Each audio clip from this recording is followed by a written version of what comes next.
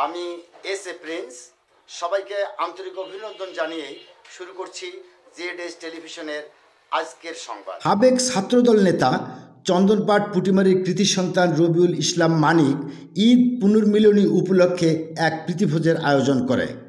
অনুষ্ঠানে প্রধান অতিথি হিসেবে উপস্থিত ছিলেন বাংলাদেশ জাতীয়তাবাদী দল রংপুর জেলা শাখার সদস্য সচিব আনিসুর রহমান লাকু। আরও উপস্থিত ছিলেন জেলা ও উপজেলার বিভিন্ন নেতৃবৃন্দ। পুনর্মিলনী শেষে রংপুরের বদরগঞ্জ উপজেলার জিয়া মঞ্চের সদস্য সচিব লিয়াকত উল্লাহ লুসানের পৃষ্ঠপোষকতায় গোপালপুর ইউনিয়ন জিয়া মঞ্চের কার্যালয়ে ফিতা কেটে উদ্বোধন করেন জেলা বিএনপির সদস্য সচিব আনিসুর রহমান লাকু।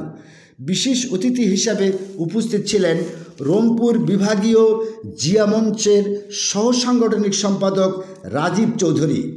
আরও উপস্থিত ছিলেন জেলা বিএনপির দপ্তর সম্পাদক হারুনুর রশিদ, জেলা স্বেচ্ছাসেবক দলের যুগ্ম আহ্বায়ক মনিরুজ্জামান মনির, যুগ্ম আহ্বায়ক রাসেল আহমেদ রাজ, বদরগঞ্জ উপজেলা বিএনপির আহ্বায়ক কমিটির সদস্য জান্নাতুল ফেরদৌস, গোপালপুর ইউনিয়ন বিএনপির নেতা আমজাদ হোসেন, চন্দনপাট ইউনিয়ন বিএনপি নেতা নওয়াব আলী, জিয়া পরিষদ রংপুর জেলা সদস্য মিজানুর রহমান ব্যাংকার, শ্যামপুর ডিগ্রি কলেজের ছাত্র দলের সাধারণ সম্পাদক নাসিম আহমেদ জীবন, চন্দনপাট ইউনিয়ন ছাত্র দলের সভাপতি হাদিউজ্জামান হীরা, স্বেচ্ছাসেবক দলের নেতা আসাদুজ্জামান আসাদ সহ অন্যান্য নেতৃবৃন্দ। News desk Z television.